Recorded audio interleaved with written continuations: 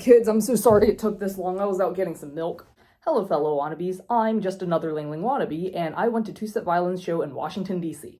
So if you don't already know, TwoSetViolin are on tour through 2023 and 2024, and I only found out they are going on tour when the Berlin post randomly popped up in my feed. When I see people throw bras on stage, I always think, in this economy, a good one costs at least like $30 and you're not getting it back. Anyways, I looked their tour up and saw that they were also coming to my city. And wouldn't it be funny if I went to their show for content? Jokes aside, their last show was 5 years ago and they were coming to my city, which is a privilege not many people have, so it would be really dumb for me, the owner of a fan channel, to not go to their show and see what it's about. So in this video, I won't just be recapping the show and what happened in it, I'll also be going over the entire process leading up to the show, so people who haven't been will know what to expect. This video should be broken up into chapters so people who plan to go to the show but don't want spoilers can skip the section with spoilers in it. So buying tickets was a really confusing process for me, so I hope this part of the video at least helps some people out. If you sign up for their email list, which I think is on their website, should be pretty dummy proof, I forgot how exactly I did it, you will get access to their pre-sale, which opens up 2 days before their general sale. Keep in mind that you are almost guaranteed to have technical difficulties when buying tickets. That's just how buying tickets is. On the day the pre-sale opened, my access code didn't work for a solid half hour. And I've seen comments all over the internet talking about the various technical problems they've run into. My advice is to just keep trying. So after a while, I eventually got in. I couldn't exactly dedicate myself to the cause because I was at work. This detail I'm going to tell you next is very important to keep in mind. So TwoSet offers 3 tiers of tickets, and only the most expensive Tier 1 tickets that are closest to the stage are available for the pre-sale. The grayed out seats in this photo are only on sale during the general sale. I don't know if I'm just really dumb, but I nearly crapped myself that day because I thought the pre-sale was a free-for-all, and during the half hour to an hour that I couldn't get in, I thought fans already snapped up the entire back part, which is not true. Hey gang, it's T-minus 5 minutes until I have to scrap for my life for these damn tour tickets. I done goofed in the pre-sale, so I brought this entirely upon myself. Wish me luck! So the Tier 1 tickets on sale during the pre-sale are $160 each. I don't know how that will translate to other currencies.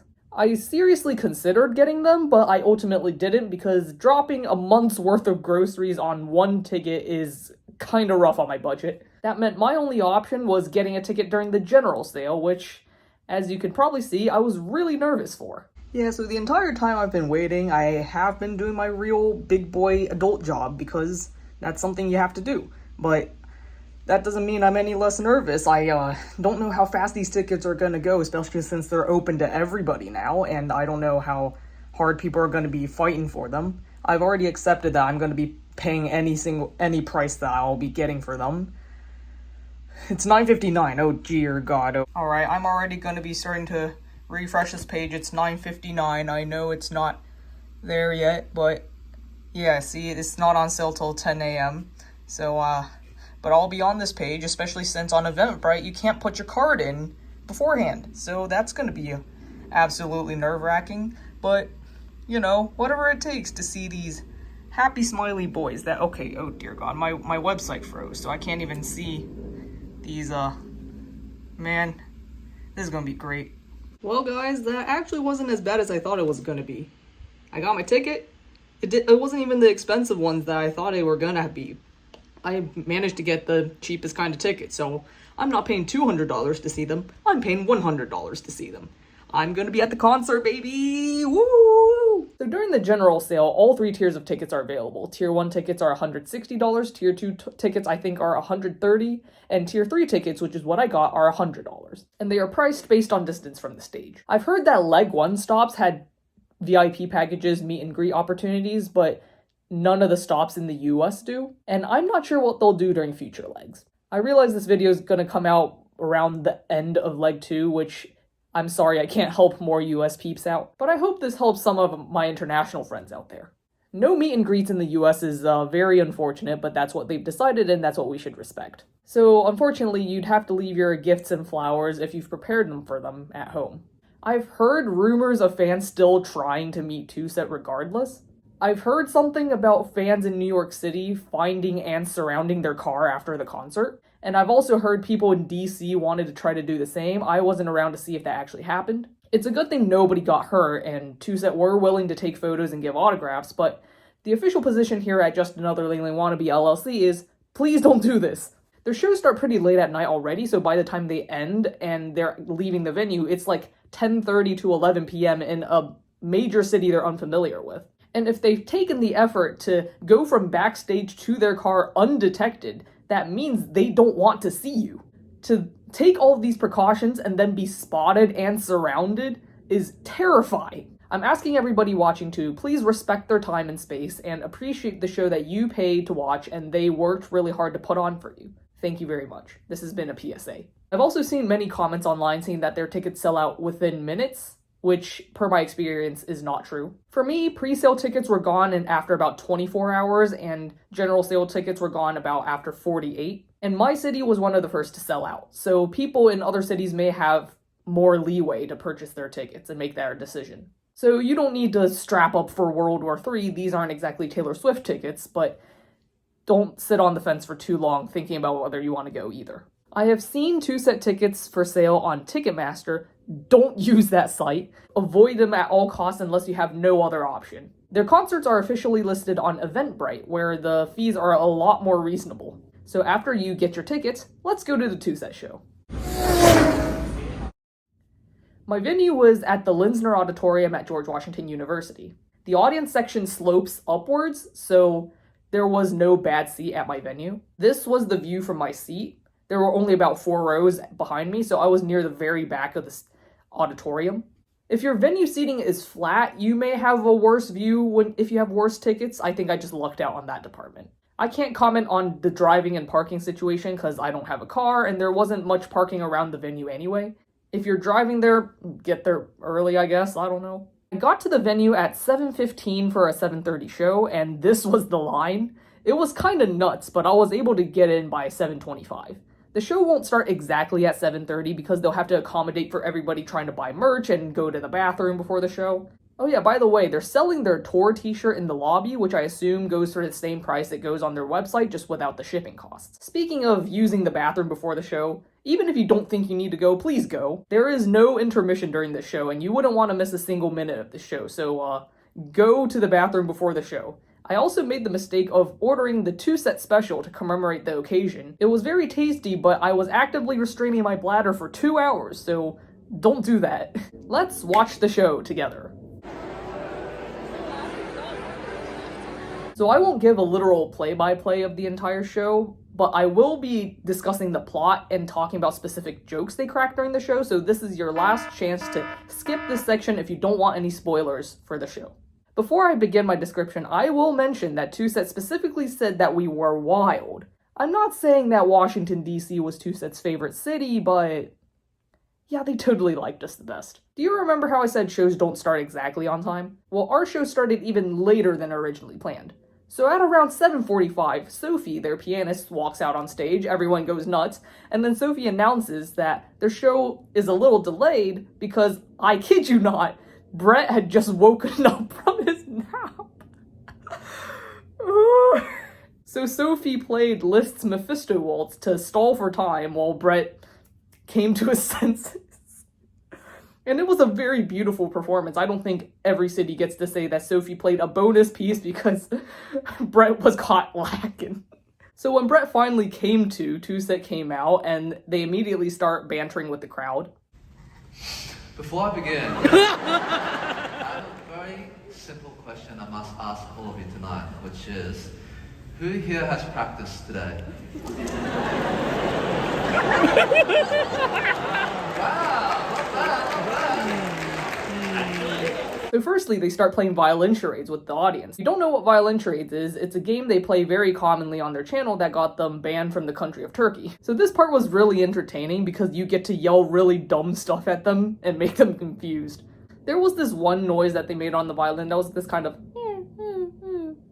sound, and some guy yelled, "Crying in the practice room!"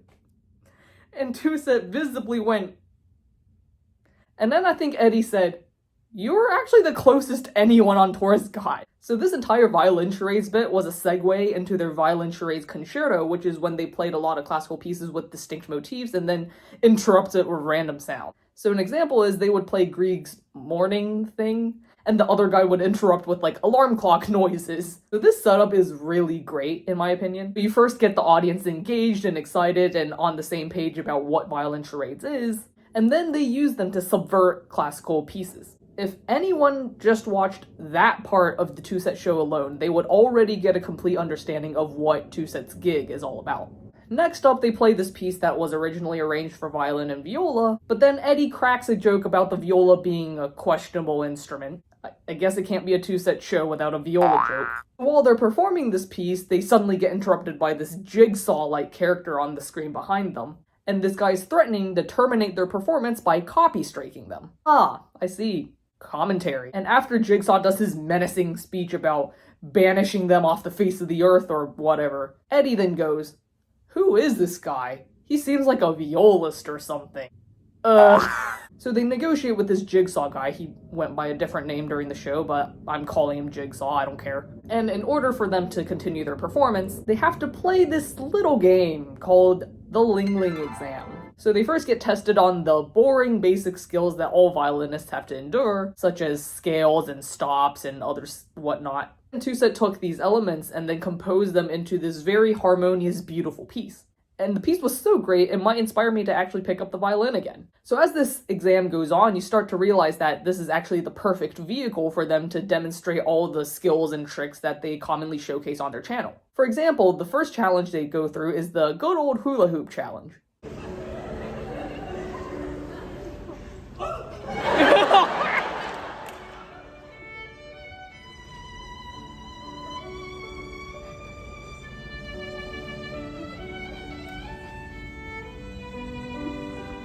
Another challenge requires them to play Beethoven's Spring Sonata, but since there's only 2 parts, but 3 of them, they have to run around on stage fighting each other and trying to mess each other up. Oh yeah, I should mention that Sophie also has skin in the game because Jigsaw negotiated with her behind Two Set's back to sabotage their performance so she could take over it. Just a minor detail. I really wish I got more footage of this part because especially Eddie's physical comedy during this part was hilarious. Also, Sophie is a really amazing violinist.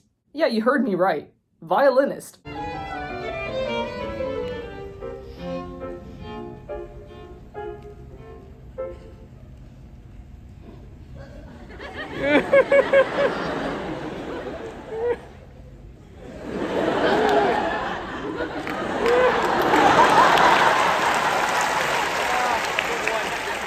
Lastly, they have to play excerpts from a concerto by spinning a wheel. Let's talk about how that, even though they're just playing the first parts of each concerto, that requires them to have 12 concertos banked, ready to go at a moment's notice, and that is amazing. So they choose audience members to spin the wheel for them. Eddie got to play Sanson 3, by the way. Brett took a lot more time to work the crowd during this part. He picked a young girl in the front to spin the wheel for him, and he asked, "Hey, what instrument do you play?" And the girl says, "I play the viola." Oh, brother. And then there was this whole bit where Brett riffed on, "Oh, should I really get a violist to make decisions for me? What instrument does the girl next to you play? Oh, she plays the violin. Decisions. In the end, the violist girl got to spin the wheel, so don't worry about that. I should mention for this entire bit, Brett was subliminally hinting at which concerto he wanted to play. He was kind of like, I could play the Mendelssohn, or the Mendelssohn. The Mendelssohn seems really nice. Wouldn't you like me to play the Mendelssohn? And he actually got it. And that was amazing. So after the whole Ling Ling exam was over, Jigsaw comes back. And he tells them that while the Ling Ling exam was framed as a team effort to save their YouTube channel, it's actually a test where only one of them could win, which would require Brett and Eddie to fight each other. Oh yeah, to tie up the loose end from earlier, Sophie had already given up on sabotaging them a while back, so she is no longer fighting with them. So some guy in the audience actually yelled, "Go Brett!" during this part, and to which Eddie was like, "Gee, thanks." So what was kind of silly about this part is that they're competing with each other by alternating playing the same piece, but since we're already so used to them as a duo, them playing together sounds nice. So they signified that they're competing with each other by awkwardly twerking towards each other.